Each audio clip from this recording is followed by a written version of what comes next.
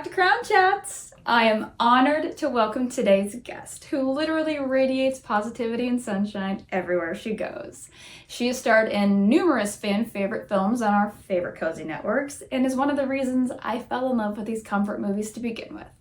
She stars in the brand new season of When Hope Calls, premiering on Great American Family on April 6th and on Pure Flix on April 3rd.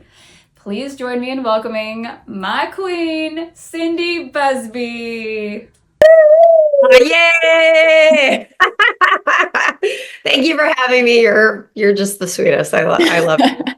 Well, I'm honored to be in your presence, so there you go. Yay. I love it. Thank you. I'm honored to be in yours. What a blessing for us both. I know. Well, yeah. we just what we do, I guess. That's what we do. So I absolutely love your newsletter, from the journaling activities, the monthly challenges, the products you share about. I know that there's a lot of work that goes in behind the scenes in starting something like this, and you're a huge proponent of self-love and practicing gratitude. So what is it that made you want to start your newsletter, and more so, what inspired you to empower others to instill these positive practices into their own life? I'm always trying to figure out how to kind of expand the brand, so to speak, that is Cindy Busby, which actually took me a long time to quantify and be like, yes, I guess I am a brand, and just, how can I expand what I'm sharing that's beyond, the work that I'm doing through movies and TV, et cetera. So, it kind of started obviously with Instagram, and then I was like, oh, maybe a newsletter. And then subsequently it's been my YouTube page, and then also developing a store and that kind of thing. So yeah, the newsletter just felt like a good way to reach people, because the internet and, those various social media outlets are very unpredictable. They've been shut down, they've gone for a day, they've been blacked out and whatnot. So I wanted to kind of also have a way to communicate with the people that love my work and appreciate what I have to share. And so I was like, how can I still touch base with everyone if one day all of that were to disappear? And so that's kind of what led me to creating the newsletter. And then, being able to share things in a more kind of vulnerable way. And so, self-love, self-care, sharing my love of things kind of felt easy and right. And yeah, I don't know. I feel like being able to share these tools that I've been able to put into my toolbox over the years.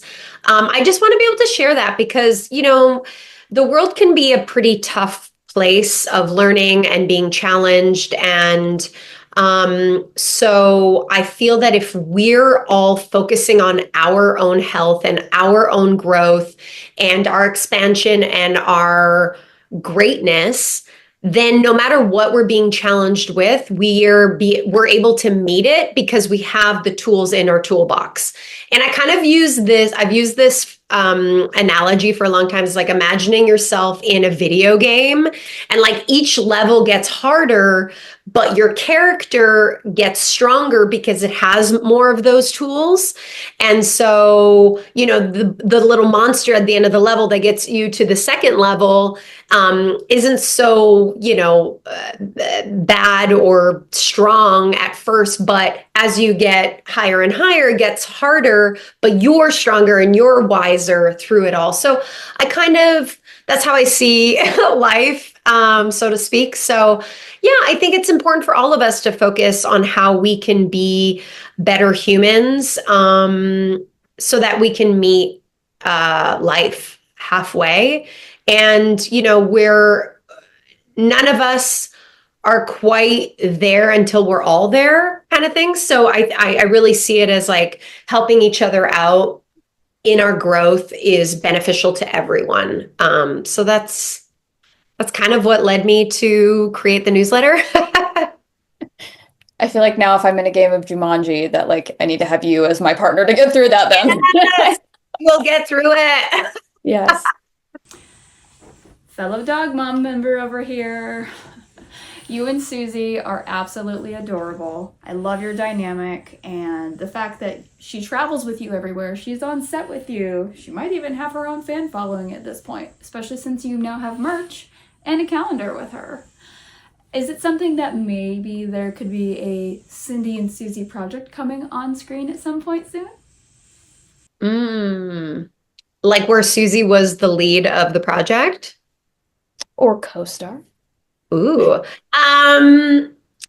Well, I would definitely love to do a project that had to do with rescue animals. So maybe, because that's so near and dear to my heart. And, Susie she's like passed out next to me right now. She's so enthralled with what I have to say. I think she would be a funny kind of like, I don't know, maybe not the lead actor in the movie, but I think she could make like a really fun cameo or be like the mutt who gives me some sassy attitude or something. And I'd be like, what is your deal, girl? And she'd be like, I feel like I know you from somewhere. But yeah, she would be so exhausted if she was on set all day. But I do bring her to set with me now. And I mean, everybody loves having her around. And I just think that there's something really special about animal energy. It just puts everyone at ease. You see grown men just like go, "Oh, it's Suze, how are you?" And everyone has like their doggy voice, and it's just the best. But yeah, it would be fun to do a rescue kind of storyline. Maybe she could be the love interest to the other dog. Maybe there's like a little love affair going on. Dog meet dog. And yeah, that would be so cute. I actually was like talking to someone about having her do a cameo in When Hope Calls. But I was like, but wait, did they have chihuahuas back then? Like, I don't know. Probably not. She would have been perhaps a little bit exotic. Yeah. Maybe that's the first introduction to the world for it, I guess. Like, where did this come from? This is new. Yeah, my character's the first one to bring a chihuahua around. Making history. Yeah. I was even thinking like a Cindy and Susie mystery series or something, like little dynamic detective duo or something. So That would be amazing. That would be amazing. I would so like, how do I do that forever? Like, that would be the best. So, among many things that you're the queen of, you have filmed so many projects in national parks or these amazing outdoor lodge scenic locations. I'm kind of a dork, and so I have to wonder, like, what kind of permits go into filming in these places, or how much do you actually get to film, especially if it's a national park? How much do you actually get to film at that location versus somewhere adjacent that looks like it? I guess, what are the challenges and your experiences that go along with making these wonderful outdoor films? Yeah. Well, things like chasing waterfalls, that was not in a national park. So that was just like various locations, which you always have to get permission to shoot at. And so, yeah, there's definitely challenges. Like if, like I remember we had to climb down to the bottom of the waterfall. And so like, there's definitely like safety people there. There's stunt coordinators making sure that everything's done right. People are getting tied with harnesses, etc. So, there's certainly like some logistical aspects of it that you have to respect. And it's like one person at a time and everybody takes their time. But I know like in Yosemite, for example, we had to have a permit, but we were only permitted to be a certain amount of people. And I think it was like 12, including the actors, which is tiny because for a crew altogether, like to only have like 10 crew members to go in with you, I think we might have only actually been able to be 10. So it was like 8 crew members because it was me and my co-star. And so that's definitely proven to be challenging because you have very minimal crew, which we call typically a skeleton crew, and you have limited like equipment with you. So you've got, the sound guy who's got like his pack on him because he can't like bring a trolley with him because we're going up and down mountains and rocks and things. And then the DP is also the camera guy, and then he's got like two grips and doing lighting, but we didn't have artificial lighting, so it was all natural lighting. So you've got bounces and things. So, it's kind of fun because it brings it back to like good old fashioned movie making where it's not all like fussy, it's not AI and special effects, it's just like it is what it is, and the beauty in it is really like the nature and what we're doing as performers. So that was really cool. Like you didn't need anything because it was already there. And then so Yosemite was all 100% the national park. And then the inside stuff and the town stuff that was like shot just outside. And then in Zion, we weren't allowed to shoot actually in Zion, because they're very concerned about preservation, et cetera. So, which, and I will say, whenever I've shot in in nature, everyone is so incredibly respectful of the space and garbage and, like not walking on like any plants or grass, et cetera. So that's really, really important. And so we shot in and around, like just on the outskirts of Zion. So you still had the rocks and the views, and it looked like we were there. And there's actually one of the days we were driven in for a 20-minute drive where we had those, the kind of tunnels in the rocks. And that was like an actual like off-road. We were like in a buggy, like off-roading through the water, like mud and everything. And that was really, really cool. So that one was like done in a way where it looked like we were in Zion, and then they shot the kind of like locations afterward with just like a camera sort of thing. But yeah, it's been really cool. Like, I don't know how I found myself in that world, but it was such a blast. I love nature. It certainly comes with its challenges, like, going to the bathroom. Not always what you think it would be. It's kind of like camping, you just got to be ready for anything and be comfortable. And I am, because it's something different, and it's something you kind of have to leave like your princess attitude at the door. Which is fine with me. I don't mind because I love the art form of it all, and everyone's doing it together, right? So it's not that part is really nice. Well, you always make it look good and effortless. So whatever you're doing, keep doing it. And hopefully we see more of those, because I feel like every time you do that, I'm always like, my husband, I'm like, okay, guess where we're gonna go, because I have to go there next. It looks so pretty, and I need that. I need the pink coat she's wearing, and like, whatever. Yes. Yes. I know you got to be fashionable while also in nature. Let's be honest. So you mentioned Chasing Waterfalls, which is one of my all-time favorite comfort movies. And you and Christopher Russell have done a few projects together at this point, and you truly are my favorite on-screen duo. You two have incredible chemistry and obviously know each other pretty well at this point.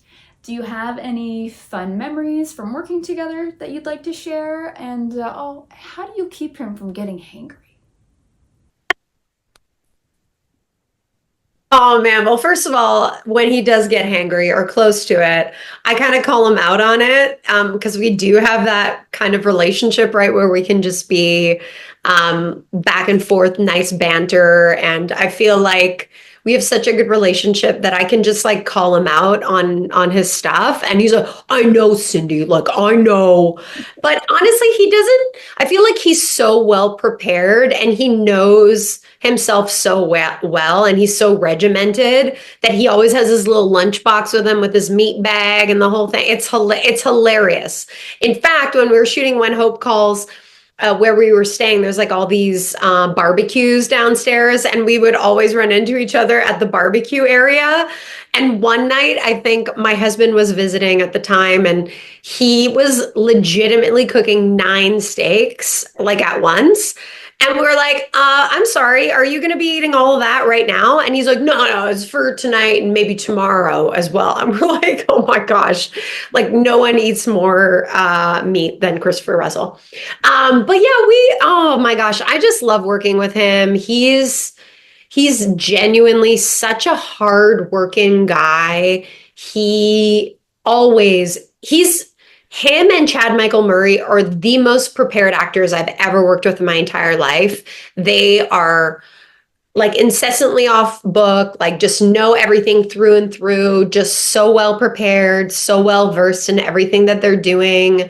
Um, so that's really nice to work with someone who's so just so ready. And then if you throw like a curveball at him, he's always like, wait, because he's so like regimented that he needs like a second or two to like think about. Whereas I'm kind of like more like fly by the seat of my pants kind of thing, which there's nothing better. It just is what it is.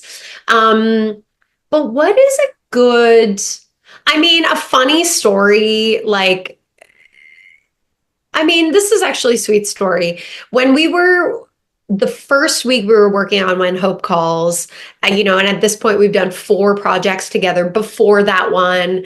And I remember he just like looked at me like we were on set and he's like, Cindy, like I walked on set today and I just started getting teary eyed because he's like, I just couldn't believe that we were on this show together and that I was wearing this Mountie suit and we were like in this show and it just like became all real suddenly. And it was just like the sweetest, most like vulnerable thing. And like, that's just the kind of person he is, where he's just like such a great actor. He's such a great dad and husband. And then he's also just like such a very vulnerable human who's just like so grateful to do the work. And that's one of the things that I feel like he and I have in common. And that's why we work so well together. And yeah, I mean, so many great stories. We were shooting, one of the things when we were shooting Chasing Waterfalls, the end scene is us like on the side of a mountain and there's a big waterfall next to us and we had a drone shot and it's the final kiss. And so because of the drone shot, we were getting a huge shot of like the whole thing, like the side and the waterfall. And so you couldn't have anyone, we're supposed to be like in the middle of nowhere. So you couldn't have anyone around. So we were sitting on the edge of the cliff, and then the crew went onto the other side of the cliff, and we're just waiting around while they're setting up. And then we had a walkie hidden, and then our amazing director Christy was like, okay, guys, you ready? And they're like, oh, and she was like, okay, and action. And so we're supposed to like be kissing on the edge of the cliff. It's like the final moment of the movie, and it legitimately lasted what felt like an eternity. And it was probably like 10 minutes. And we were just like, and it was like a wide shot, but we were just laughing basically in each other's mouths because we were just like, how is this still going on? Like, what is happening? And we didn't hear cut. So obviously we're going to keep going. And then it was just like the funniest thing. And we were basically like just like talking to each other, but like so intensely close because you couldn't see, but it was just like, we were just like, Christy, why was that so long? Like, what is happening? So that was a funny moment for us because like we're also like just such close friends that just like it's like we can't help but laugh at those things. So yeah. And that wraps up part 1 of Cindy Busby here on Crown Chats. Stay tuned for part 2 coming soon, where we talk all about the new season of Cindy's show, When Hope Calls, premiering April 6th on Great American Family. So until then, wear your crown. Your crown may tilt, may it never fall, but you are beautiful and you are strong.